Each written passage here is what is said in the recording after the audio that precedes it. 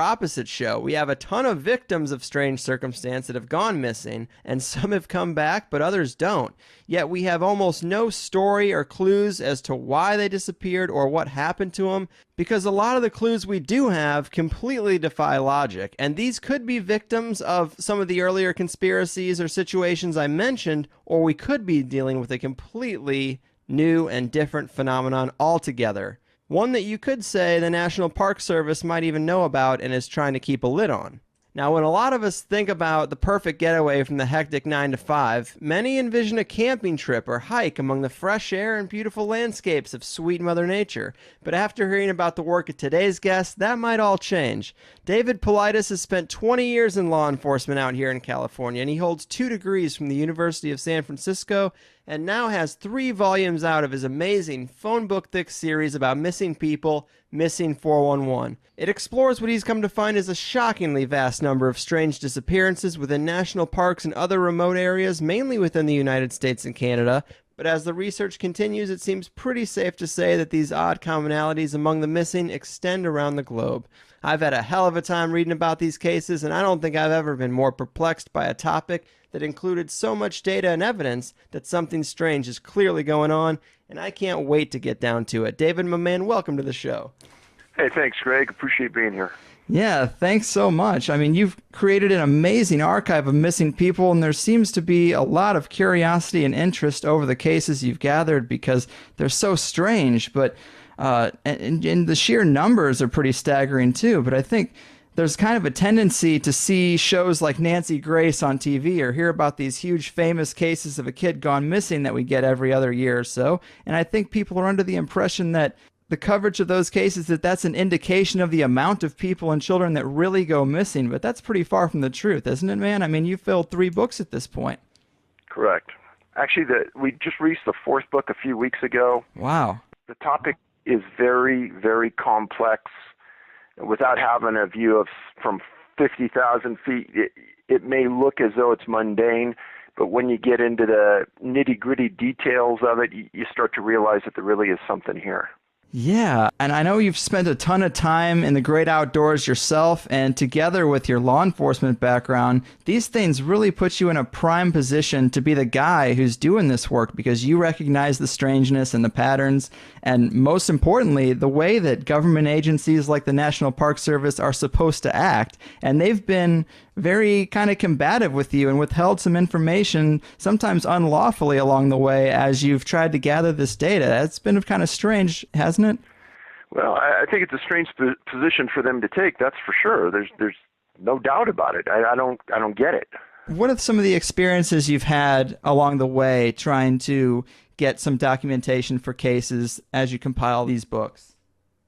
Well, again, we're nobody special than anybody else. We run this organization under a website called the Can-Am Missing Project, and we just write Freedom of Information Act requests directly to the Park Service, just like everybody else. And according to the laws in the U.S., we have a right to government documents as long as they're not secret and they don't compromise the welfare of the public. Mm-hmm. And one of the first things we requested was a list of missing people from the 183 locations that the Park Service manages. And to our astonishment, they came back saying that they don't keep track of information on missing people, and they don't have any lists of missing people. And apparently they don't keep track of missing people. Wow. A pretty astonishing statement coming from a group that has one of the largest federal law enforcement contingents in the United States. Their law enforcement officers are all graduates of the Federal Law Enforcement Training Institute, one of the best training centers in the United States and in probably the world. So they definitely know the political correctness of needing this information. And as every law enforcement person that has contacted me says, they do not believe the Park Service. They believe they have the information and they're not giving it out. Seems like the one thing that they should be doing. Well, as another Park Service employee told me about a year ago, Dave, they know the number of toilet paper rolls they have in the parks. So to say that they don't keep track of everything at a minutia level, that's ridiculous. It's a government agency. They know the importance of keeping this information, and to say they don't have it is ridiculous. Yeah, and I mean, again, you're just finishing the 4th volume of these books, and these are not just regular missing people cases. I mean, these are cases that have strange commonalities, which we will get into some of them, but these are the cases where you filtered out a lot of the standard reasons people might think that someone would go missing in a national park or out in the wilderness, some of the things that seem a little more mundane. These are only the cases that have these weird oddities, right? Correct. There's a profile that we came up with after reading a couple thousand cases, and that profile is the only one that we applies and the only one that we will do research about. So say somebody wants to voluntarily disappear, somebody who has mental issues, drownings, things like that are excluded. Animal attacks, they're excluded. Things like that would be the vast bulk of the missing persons cases. We don't look into them. But after reading many, many, many cases, you start to see certain oddities fall out of the group. And again, these aren't easily found, and a normal person would never find them, and a person working on a search and rescue team in a county would never understand this unless you looked at cases, and I'm talking thousands of cases from primarily North America, but there's a small percentage that are falling outside the U.S. as well. In fact, in the last year, we've found a big association between cases in Australia and cases here in North America, and the oddities here have carried over there in the last century as well. But yeah, the normal cases that you hear about in the news, no, we don't work them. But if they do fit the profile, then we count them.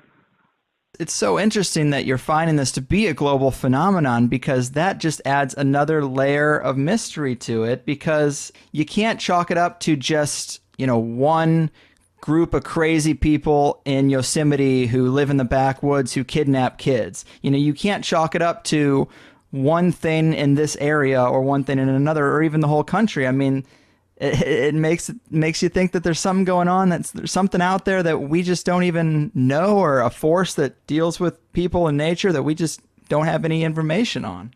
Well, and you did bring up Yosemite, so that's the largest cluster of missing people in the world that fall into the profile we've established. Now, there's 52 clusters of missing people in North America that we've identified. That Yosemite cluster is huge. It goes back about 120 years. And you're right, you couldn't say that it's a group of serial killers in North America that are at these different locations that have gone about killing people, because it surpasses a generation. And therein lies one of the mysteries behind why this probably has never been understood or identified in the past. A lot of these disappearances, one may occur, let's say in Crater Lake National Park today, one more may occur in 14 years, and then one more may occur in 16 years. So 3 disappearances in one area would establish a cluster, but that's more than 30 years, and generally law enforcement people don't stay more than 25 or 30 years on the job. So when you look at it in just your career, well, 2 incidences in 30 years you might not think much about. But when you have 4 or 5 or 6 in a 30-year period, it's going to raise the interest of everybody in that area and say, something strange is going on here. It's just enough not to raise the suspicion on a majority of occasions.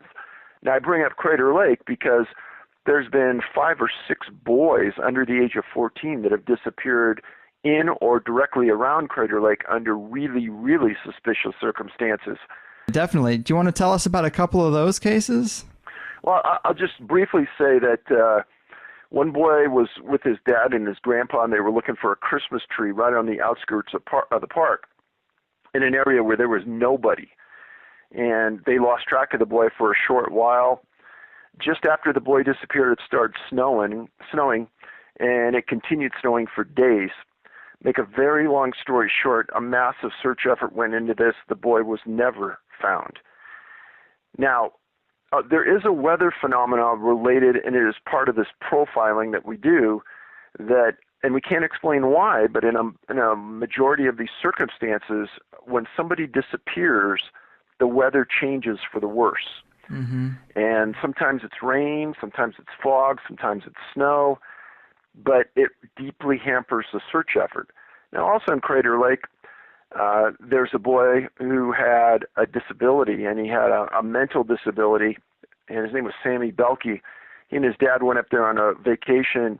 Sammy ran up on a mound of dirt on a turnout where they stopped, and he turned and he walked off the mound. The dad ran up to that mound, looked into the forest, didn't see the boy. Huge search. The boy was never seen again.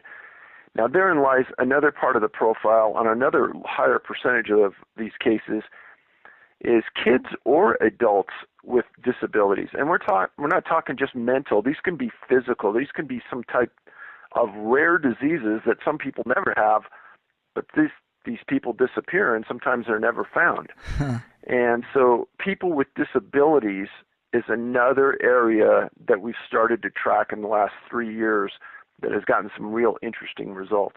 Yeah, that is a weird one. I mean, I'd say probably the cases that interest me the most, the commonalities that seem most mysterious to me would be the ones where young children go missing and are found much further away than a child should be able to travel in the woods alone. And this happens time and time again, doesn't it?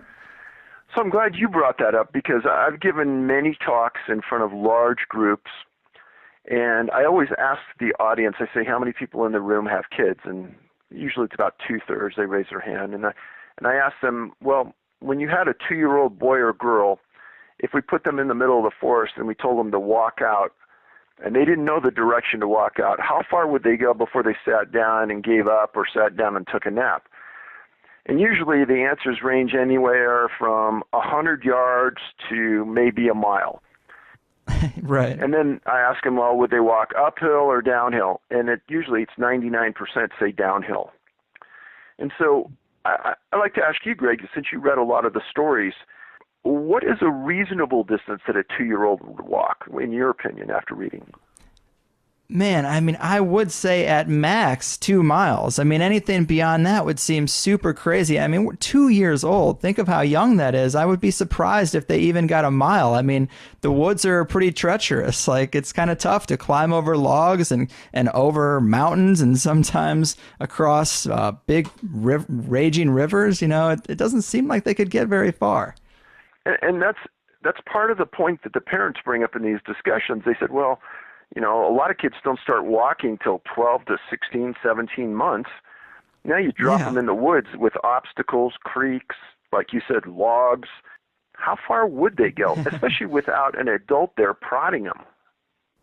Right. That's the scariest thing. That's why I like this little section of stories, because it seems like there's some type of assistance. You know, it seems like there's some kind of intelligent, some kind of being that's able to pick up these kids and take them to areas that are miles away that they couldn't do on their own. So that's what's so eerie about it. But I guess to get into a couple of these cases, let's talk about this case of Tommy Jenkins. This kid was 2 to 3 years old in Fort Lewis, Washington, found 2 days later.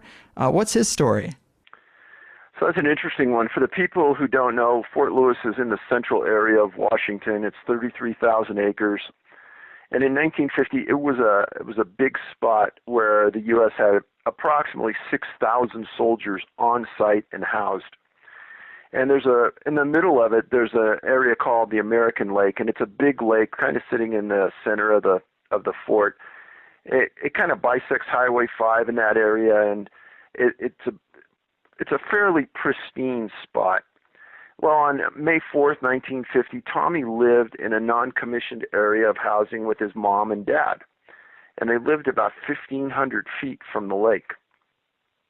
Well, during that time span on that day, his mom kind of lost sight of him, and she knew that Tommy was playing with an Irish setter dog named Lassie that belonged to the next-door neighbor.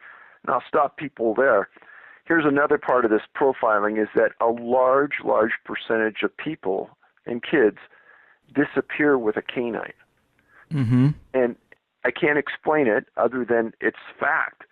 And we'll talk about that more later. But Tommy disappeared with this canine. He didn't arrive back for lunch. And if you have kids, you know, your kids aren't late for lunch. They're hungry kids. They come back and they eat. Well, when he doesn't come back, the mom gets scared, calls the husband, calls officials. The base commander did the right thing. He shut down the base, and within hours, he had over 1,000 soldiers searching for the boy. Within 36 hours, he stopped everything on the base, and he had all 6,000 of the soldiers searching. Wow. He had helicopters from the base in the air, and he had planes flying formation around the base.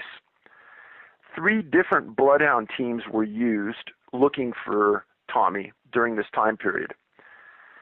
So the third day rolls around, and a soldier is going through some bush, and he finds Tommy and this dog named Lassie on the beach in perfect condition.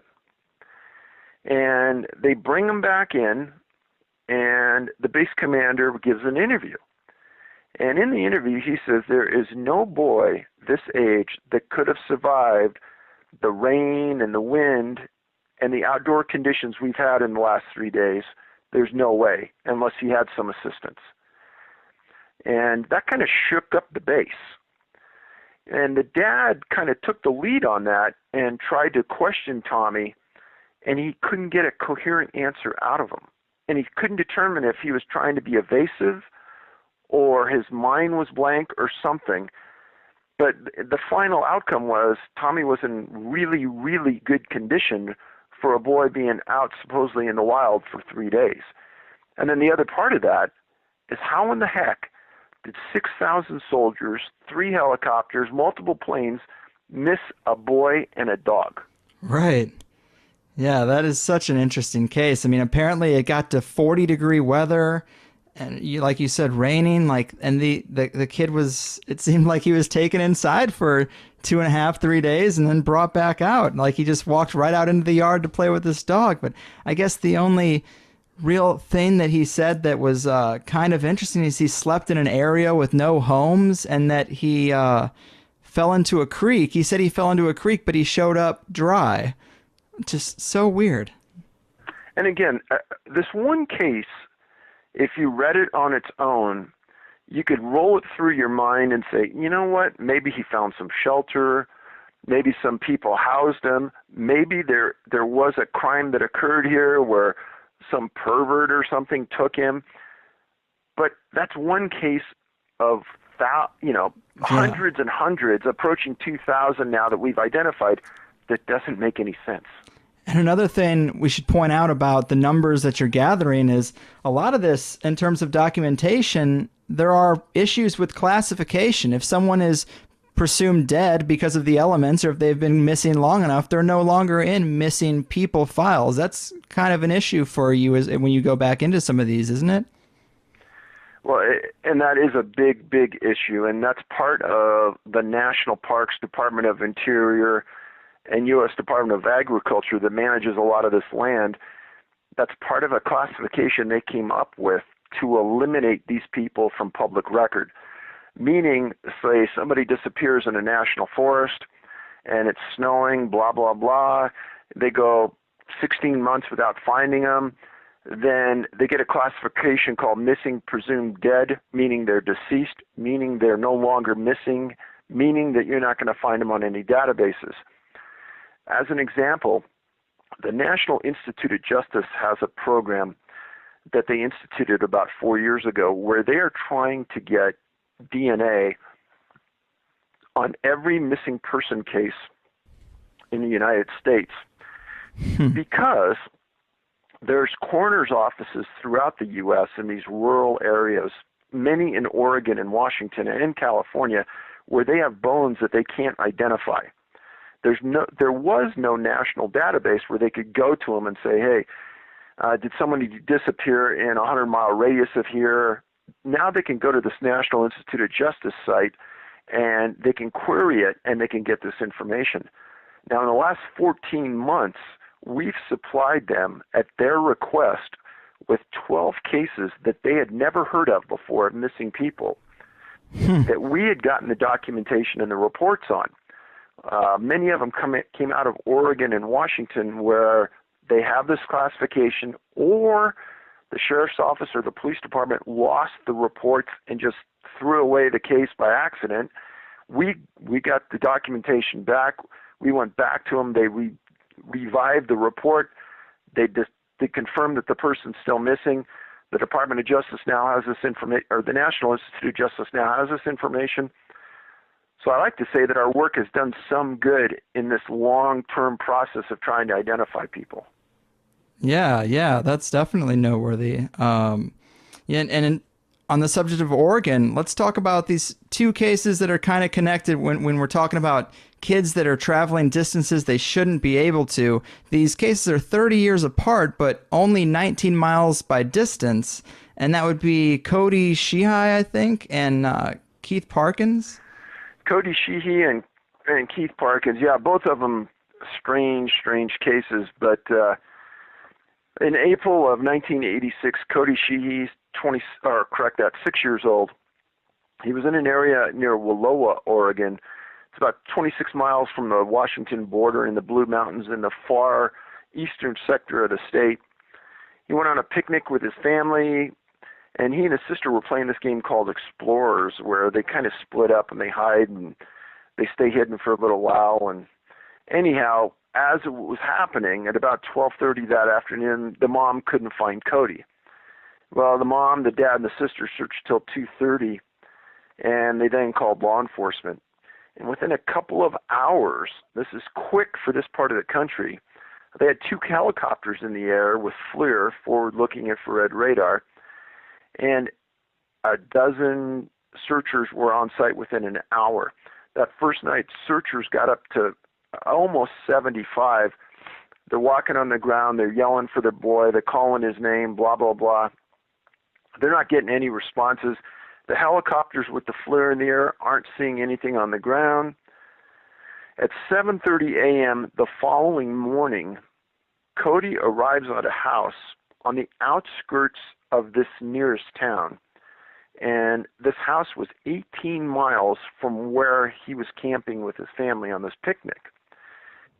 And he walked up and he asked for some help. And the people wisely grabbed him and said, hey, we'll get the help for you. Law enforcement was called, and he's identified.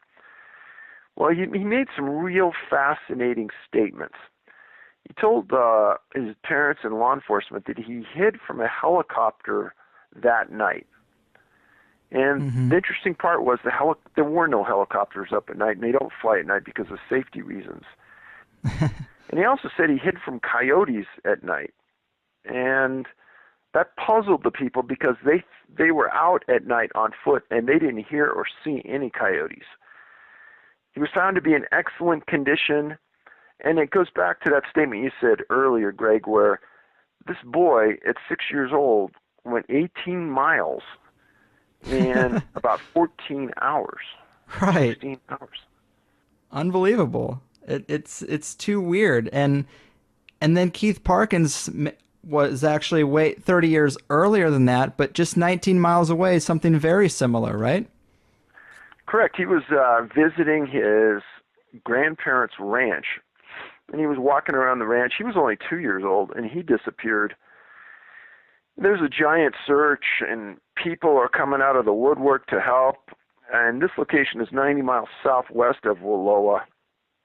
In the general area, so to speak, and this was in April of 1952.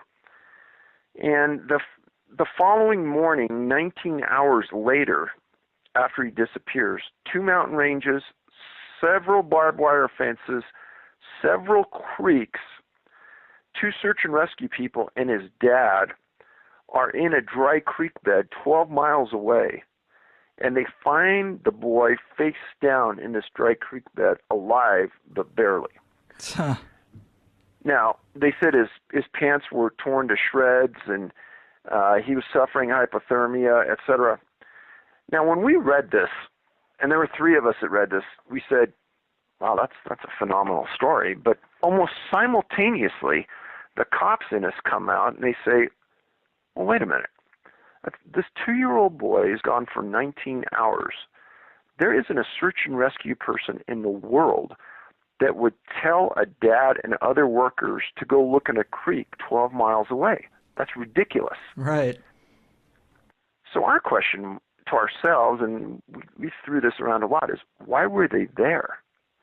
What did they know, or why did they suspect that would be a reasonable place to even search? Mm-hmm. Yeah, I'd have the same question. It's very odd. And not only are there a lot of cases where these kids are found many, many miles away, but also sometimes in mountainous areas they're found miles up, which seems even tougher for a kid under 10 years old. One of my favorites that I thought, it's hard to say favorites, but one of the ones I thought was most intriguing was Kenneth Edwards, 5 years old, in Rosemont, California. You remember that one? Oh yeah.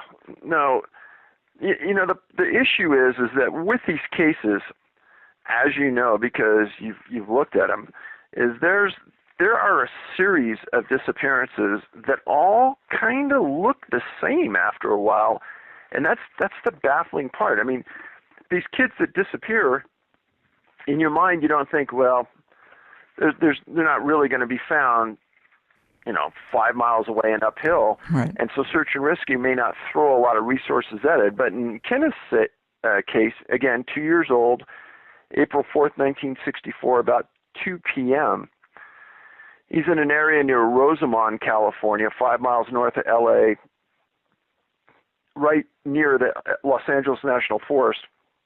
His family took a trip, and they got into this area, and somehow or another, Kenneth got away from them. Well, the parents called the CHP, California Highway Patrol, National Guard, Kern County Sheriffs. Multiple bloodhound teams come into the area, and initially they started to question the parents because the dogs aren't finding any scent. And this is another part of the profiling, is that the dogs on these cases 99.9% of the time can't find a scent. So the sheriff's office moved their perimeter, meaning the area they're searching, from 2 to 5 miles out. And they're yelling for the boy. They're not hearing anything. They're not hearing a boy. They're not getting anything. So a Native American tracker came in. He didn't find any tracks of the boy. And then about 2 miles from the original camp, they find his jacket and his sweatshirt, which they thought was strange because it was really pretty cold outside. Mm-hmm. And then later on, they find him lying on a ridgetop on a cliff 7 miles from where he originally disappeared and 1,000 yards from the sheriff's command post, which they had moved.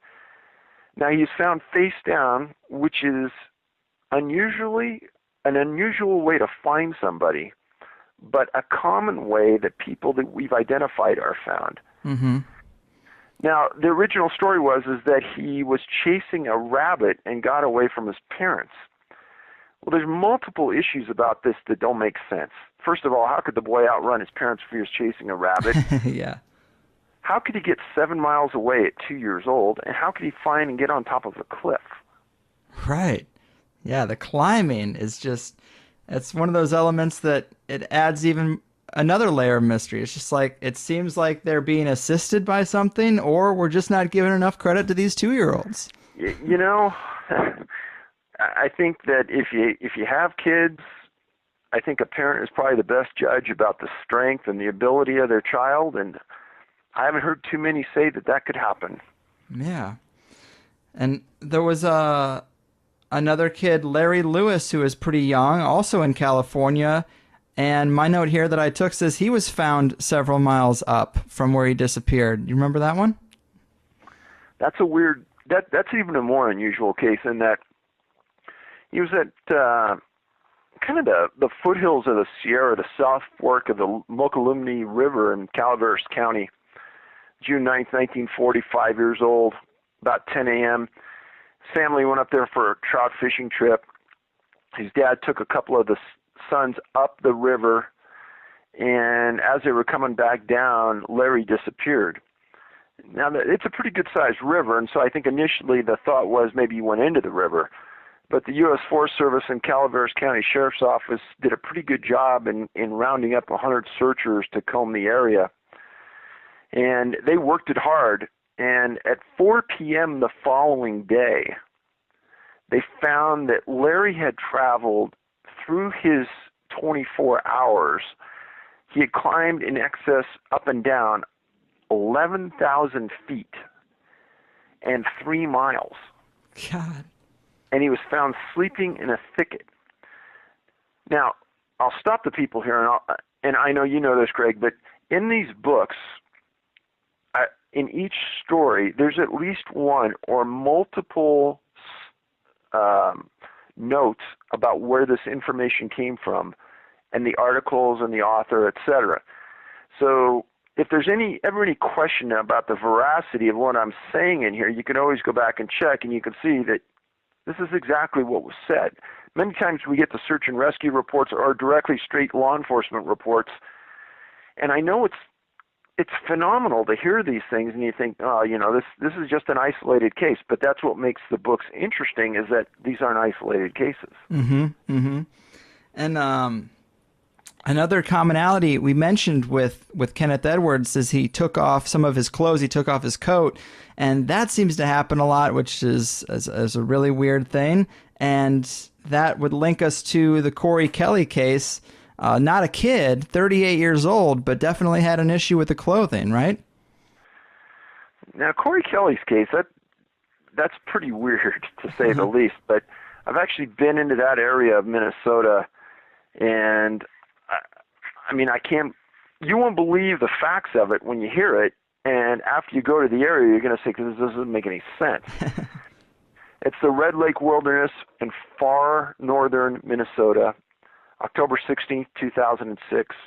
Corey was 38 years old. He had been to this area many, many times. He knew it well. Him and one of his best friends named Jim Neprud and Jim's Labrador dog went to the area to go hunting. And as the men were setting up camp, Jim realized that they needed some gas for their stoves. And so Corey said that he was going to wait with the dog while Jim went into town, and Corey was going to take the dog, and they were going to do some grouse hunting. So Jim left. Jim comes back in an hour and a half, and Corey's gone. And it's about 7 o'clock at night. So Jim sets up the car, honks the horn, flicks the lights. He's not getting any response for Corey or the dog. And he finds some people that are in another adjoining camp that were leaving, tells them to call for law enforcement. They bring in massive amount of troops from the Beltrami County Sheriffs and state troopers, and there's a massive search for 2 weeks. Now, if you stop for a second and think that how far can Corey Kelly get in an hour and a half? Mm-hmm. And how far would he really want to go in an hour and a half knowing his buddy's going to be back and they're going to make dinner? So all the indications are that this was going to be just a short, maybe go out a couple 100 yards with the dog and look around, and if you see a grouse, great. If not, come on back and let's make dinner. But that's not what happened. And the dog didn't respond to all the yells and things that Neprud was giving for his dog, which was strange. So on October 25th, 9 days after Corey disappears, some searchers were 9 miles away, and they find the lab wandering in the woods. And it's dehydrated and hungry. Now, one thing about being dehydrated that didn't make any sense to the searchers and doesn't make any sense to me is that there is more water in this area of the Red Lake Wilderness than you can imagine. It's a very swampy, boggy area where there's no way a dog should ever be dehydrated. And hungry, I suppose that could be true if it hadn't had anything to eat. But they took the dog to a vet, and they took a sample from its stomach and found that it had been eating deer. And that puzzled them. So they keep searching, and a day later, they find Corey's cigarettes and a lighter. a key point here. Corey was a known hunter. He carried an adequate supply of clothes and things to keep warm. It wasn't that cold, and he had a lighter that if he wanted to start a fire, he could start it. But the cigarettes and the lighter were on the ground, and that caused a lot of concern. The following day, 14 miles from the campsite, a tracker found his overalls, his socks, and his hooded sweatshirt. Now, when you read the cases in these books, something starts to come out at you, and that is that in many of these instances, people are missing shoes or clothing or both. Yeah. And I know a lot of people say, well, hypothermia sets in and you start stripping clothes. But there was no reason for hypothermia to set in because Corey had the ability to start fire, and he was dressed real warm, and he had the dog with him to keep him warm. Right. And even if you did have to take off your clothes for some reason, wouldn't you keep track of them? You know? I would think. And many of the stories that I write about, these people's clothes are found in close proximity to where they disappeared, even before hypothermia could ever have set in. Many of the small kids who find that they stripped their clothes, the parents say they didn't even know how to take their clothes off. Right. Yeah. At that young age, it's even weirder. I mean, you've been looking at this for a lot longer than I have, of course, and I can't think of any, but have you ever gotten a rational response as to why people would be missing their clothing outside of, I guess, hypothermia? Well, it's called paradoxical undressing, and it's paradoxical because they can't figure it out. Right. And so I think there's a little more to this than everyone kind of understands, in that it's a convenient answer to a very complex scenario. And as you'll see, so about October 30th, about 14 days after the search started, snow is falling. They hamper the search. And again, dogs, canines coming into the field, they can't pick up a scent. And so this goes off and on for another 2 weeks, and finally, the efforts to find Corey are terminated on November 23rd. On April 28th, snow starts to melt, things start to come open again, and the sheriff gets in a helicopter, and they start flying the area around where they found his clothes. And in some real high reeds, about 15 feet off a nearby trail, they find Corey laying nearly naked in the reeds. Huh. So, does it make sense to anybody what happened to Corey Kelly? No. And the sheriff made a statement that he thought that Corey must have died that first night. And he has no reason why he made that statement. He has no justification. And Corey's mother was interviewed, and she said, I don't believe my son even could have made it 14 miles through the woods to where he was found in that first night. Mm-hmm. And better question is, why would he? Right. It doesn't make logical sense. And I just think taking off shoes, I mean, that is just the worst idea if you're outside. Your feet are very sensitive. You can't travel without shoes. It just seems like of all the things you'd want to keep if you weren't well equipped to be out there is your shoes. So as I've told this before, and our group has talked about this at length, what's the one thing about shoes that may be different about everything else we wear on our body? And I always ask people to think about this.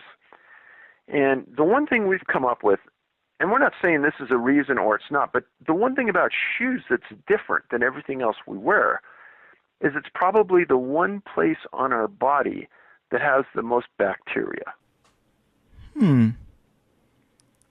And I don't know what it means, but that is the one thing that's different. Yeah. That's interesting because I've also thought about that because I know for a while I was listening to your interviews and you would bring up these feet that were washing up in Nova Scotia. I think something like over a dozen or a couple dozen feet in shoes have washed up on the coast.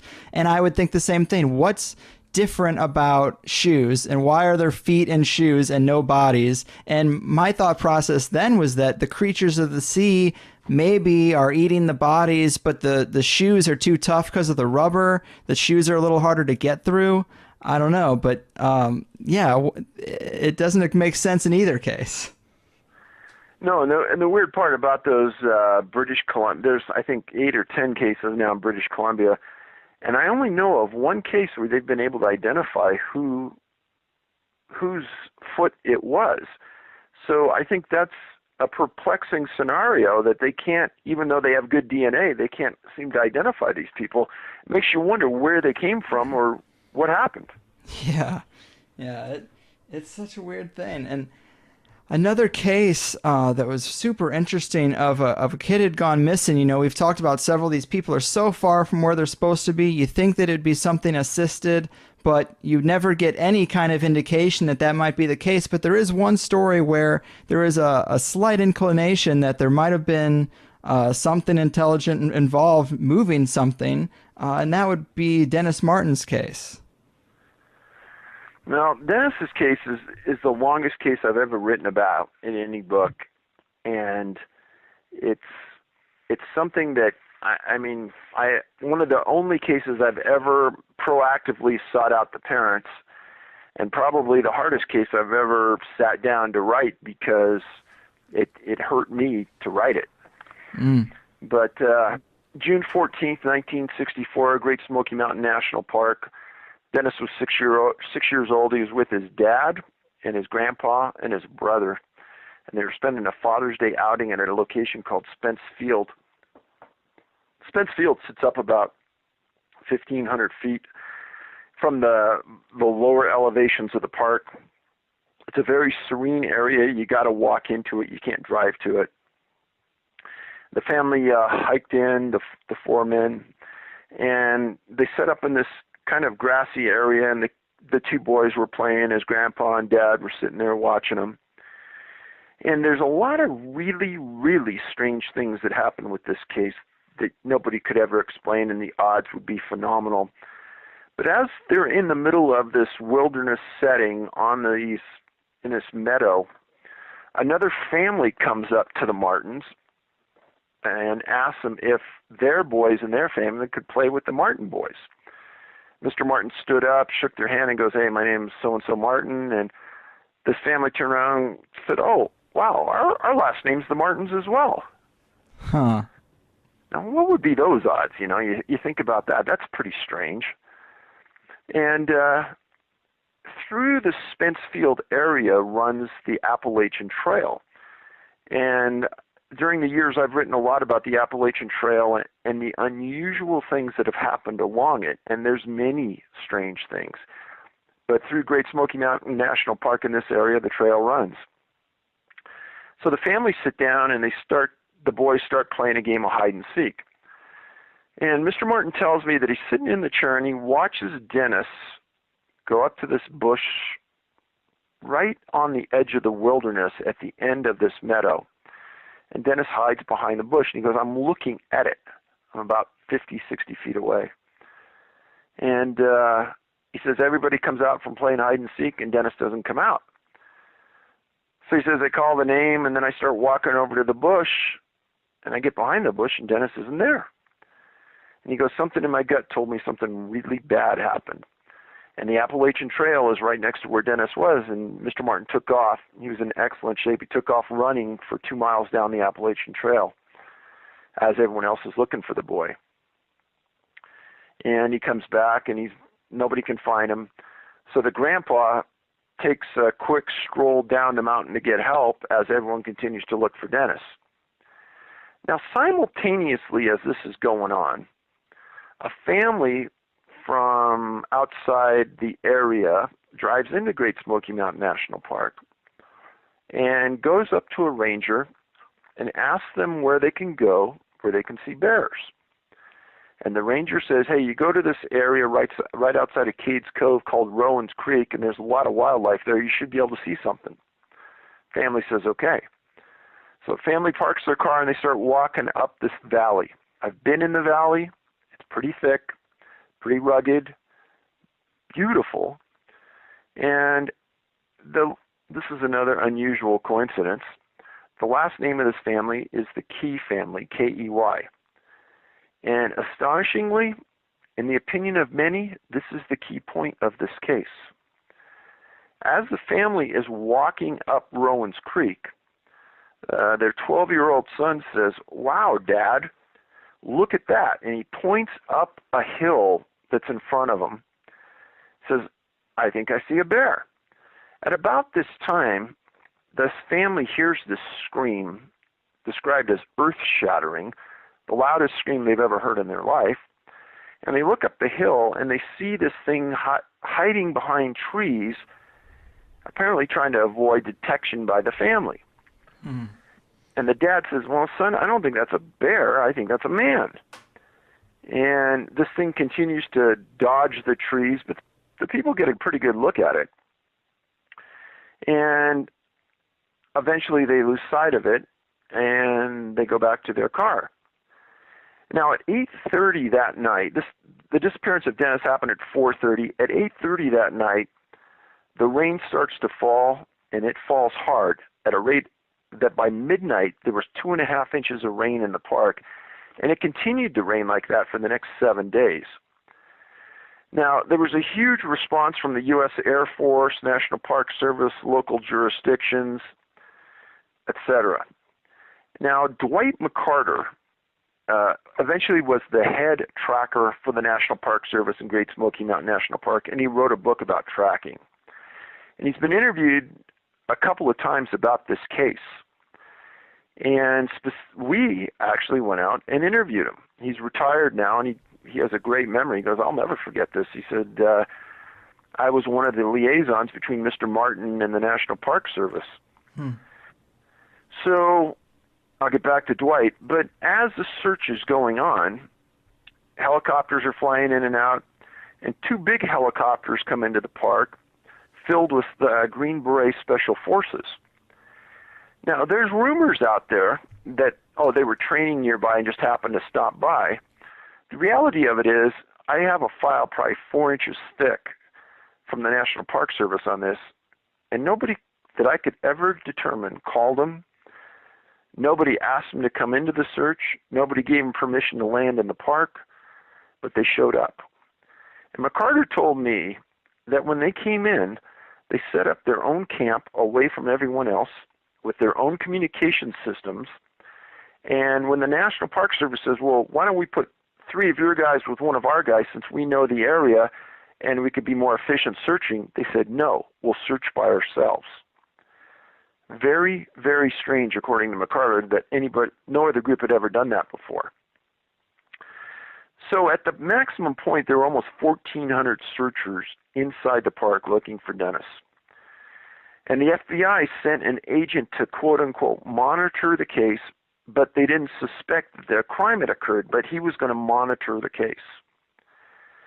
So the day after Dennis disappears, on the front of the Knoxville Times is a picture of Dennis Martin about this disappearance. The Key family reads it and says, wow, the times are kind of close. I wonder if what we saw on the mountain had something to do with Dennis's disappearance, since it was almost directly below where he disappeared. Right. So the FBI sends an agent and a ranger to contact the Key family, and the Key family says, hey, we'll meet you at the park, and we'll show you the point where we saw this, and you can kind of see the distances and things. FBI says, no, we'll meet you at your house or somewhere in between, but don't come to the park, which is wrong, because as an investigator, you want to see the distances and see if they could see what they claim to see. And so it seemed odd. And Mr. Martin had an agreement with the FBI and the Park Service that any leads that they had on this case, that they would immediately come to him and tell him. He never left the park. He stayed in the park for 6 weeks, nonstop, helping, looking, kind of being the eyes and ears. He's an architect. He's a very smart man. And I think he did the right thing by staying there and monitoring the situation. But make a long story short, that key family observation wasn't told to him by the FBI or the Park Service. A reporter happened to hear about it from another source, went out and interviewed the key family, came back and told Mr. Martin that, hey, the FBI has already interviewed this family, and you ought to get on this. This sounds like an interesting lead. So Mr. Martin confronts him, and he gets told a series of lies. He gets told that the time frames couldn't work. He gets told that it wasn't a substantiated sighting, et cetera, et cetera, et cetera. And he gets mad. So he gets a hold of McCarter, and he says, hey, Dwight, he says, they're saying that the times don't match up, blah, blah, blah. And McCarter says, well, I think they do. He says, let's you and me just move at a quick pace, but let's see if we could do it. Mm-hmm. The following day they do it, and they do it within the time frame that the key family saw what they saw. This makes Mr. Martin even more mad that they're outright lying to him now. So he gets a hold, and he actually gets an opportunity to talk to the key family, and the irritation gets worse. Make a long story short, the Park Service doesn't tell him the truth. They're evasive with their answers. He gets the feeling that he's never told the truth from the beginning. He told me he had the feeling that somebody was pulling strings at the upper end of the National Park Service, and that the superintendent was merely a mouthpiece. That was his words. Man. So, if this was your son, can you imagine how irate you'd be at this point? Right, of course. So, after 2 months, everything starts to wind down. There's rumors that there was a shoe print found somewhere. They didn't really find anything worth a darn.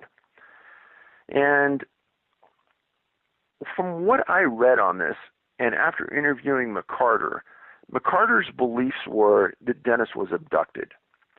Even though there's nothing anywhere that says that this was a possibility, he was there at the time, he knew the distances, he knew the facts, and that was his opinion. So I said, well, Mr. Martin hasn't talked to the press since the day this happened, supposedly because even the press lied to him. So myself and another investigator, without a phone call or anything, just went up and knocked at his door. And he came to the door, recognized him, and I explained who I was. I said, I've devoted months to the case. I probably know more about it than anyone other than your family, and I'd like to talk to you. And he says, the disappearance has ruined my life and my wife's life.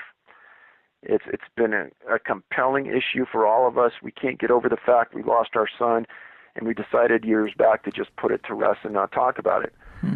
I said, hey, I came here from California. Can you give me just 15 minutes of your time because I have some really important questions to ask? He opened the door, came outside on the front porch. He says, Dave, you got it. What do you want? So he confirmed everything that I just said.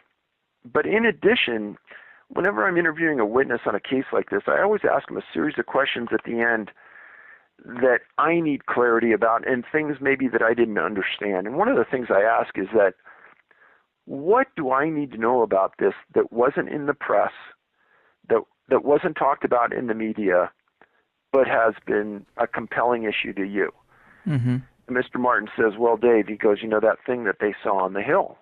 I said, yeah. And he says, there was never anything in the paper, never anything in the media, but that key family told everyone that whatever they saw had something on its shoulder.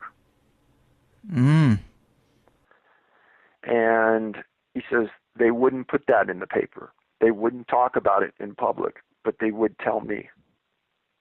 Man, that is such a fascinating case with so many details. It is super sad. And if I'm not mistaken, isn't there another detail about an FBI agent that was investigating a lot of disappearing people in that area? Yeah, there was. And when I started to look into this case, there were several others in the general region that disappeared. But in addition to Dennis, there were also 2 other people that disappeared inside that park after him under suspicious circumstances.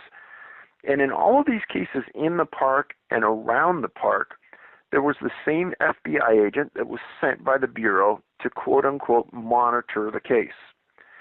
Now, when an agent is sent to monitor a case, every day he writes a series of notes that get sent to Virginia to the profiling center, where other agents look at it and they try to find matching cases in other areas that are similar. And similar to what I'm doing on these cases. And this agent did this in all of the cases. And after a while, this whatever agent is writing it will get responses from headquarters about, this matches this matches that, blah, blah, blah. Well, in my conversations with Mr. Martin, I said, okay, so yeah, the Key family saw this. And I said, wow, that's pretty impressive. He says, yeah. And he says, Dave, I know you also wrote about these other cases in the area. And he said, you specifically mentioned this FBI agent. I said, yeah. And he says, do you know that FBI agent committed suicide? I probably had a deer in the headlights looking at him. He said, no, that's true. And after we left, we did confirm that agent did commit suicide. Wow. It's like this case of all cases is the one that makes me think that they know more about what's happening and they're covering something up. And the answer that I've heard you give in the past for why this might be is just they don't want to lose park revenue because it is such a huge thing for their states and everyone wants just the nice cuddly image of Smokey the Bear. They don't want to think about anything else dangerous out there.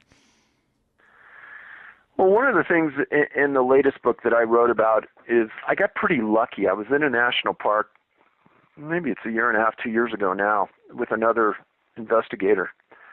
And we were listening to a group of rangers talk in a small shed at this national park. I just stood in the doorway and listened, and there were a couple of guys in plain clothes that were also chiming in, older guys. And I could tell this one guy really knew a lot, and he was either a retired ranger or something. But I followed him out into the parking lot and I introduced myself, and we ended up having this lengthy conversation. And he was a retired special agent from the National Park Service. And what that is law enforcement rangers do that first contact on a victim or a suspect in the field, and the special agents inside the Park Service are the follow-up entity. They're like the detectives that do the long-term investigative work. And this guy was a retired special agent for the Park Service. And I explained to him the type of work we'd been doing and the results we had and the responses. And he looked me in the eye after I said, why would the National Park Service take this position? And to quote him directly, said, Dave, it's a complete lack of integrity. And when a family is at its lowest possible point and they look to law enforcement and they look to the government for support, and they get lies and evasiveness, can you imagine what that would do to you as a person at that lowest point in your life? Right. I mean, we deal with a lot of issues on this show that involve distrusting government agencies, but man, to think that you would have trusted the government the whole time, and then when you really need them, you never thought you would, and you face these kind of roadblocks just to get information about your own relatives. It's very sad.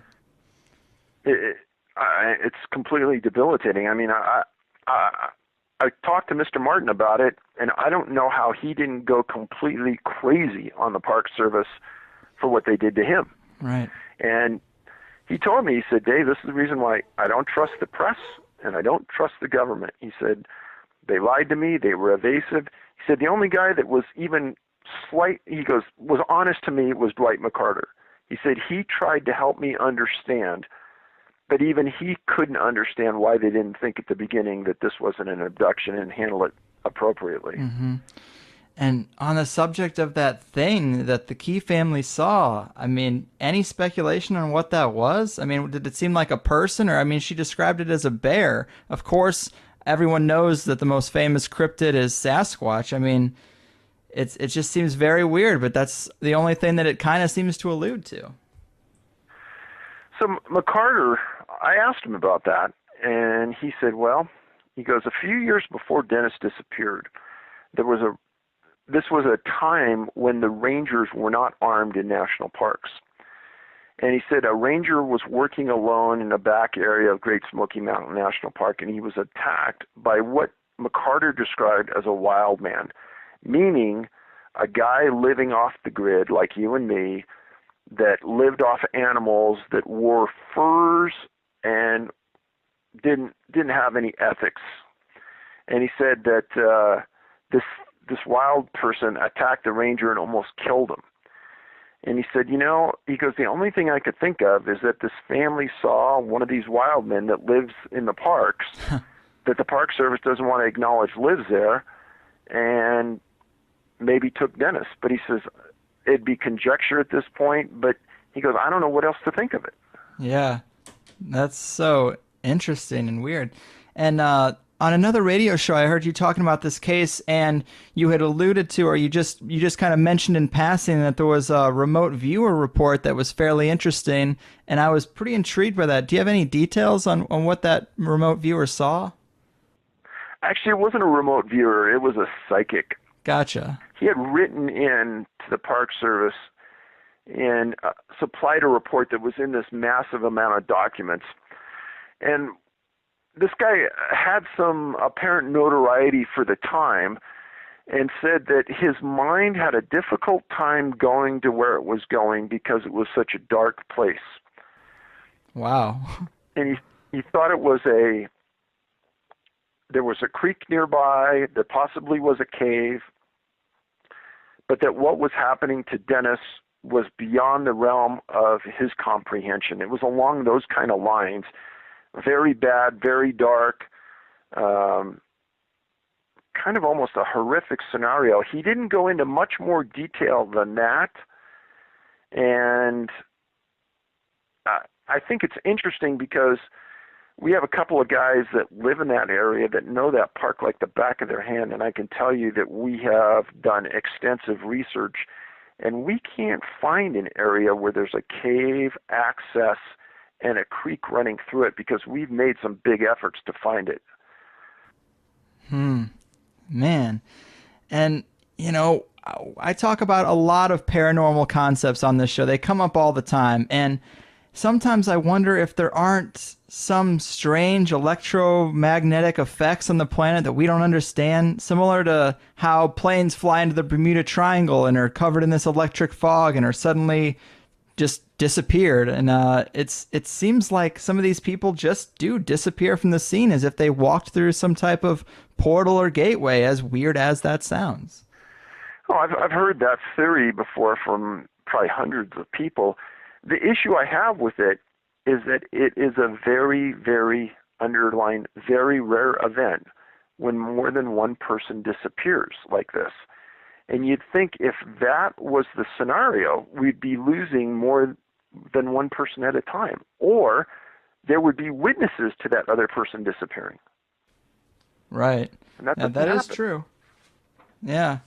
Well, I mean, another thought I had is we cover a ton of conspiracies, alien abductions, Bigfoot and other cryptids, child pedophilia rings of the Vatican and political elite, all sorts of conspiracies and mysteries that insinuate missing people, but a lot of times they don't have names or anyone who's actually gone missing for these things. I wonder if some of these events aren't connected with these types of crimes and these types of things that people talk about happening.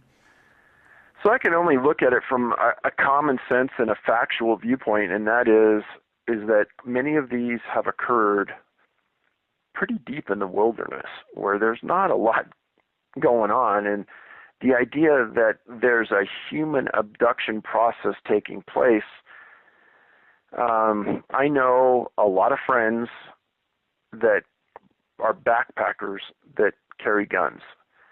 And if somebody's going to try it, there's going to be some shooting going on.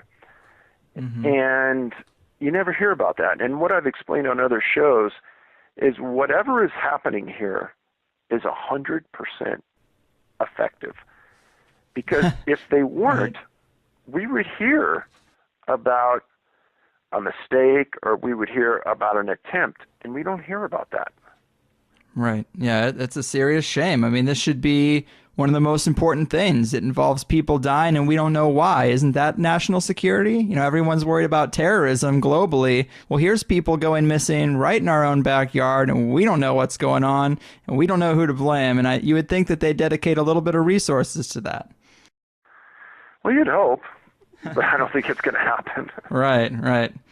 Well, David, this has been awesome. It's about that time we called in. It's been a fascinating show. Thanks so much for being here. I mean, several listeners have requested that you come on, and you're the only one doing this, so I'm very appreciative. But before we go, would you like to tell the people a little bit about your website, where to get the books, and maybe what your plans are for the future with this stuff?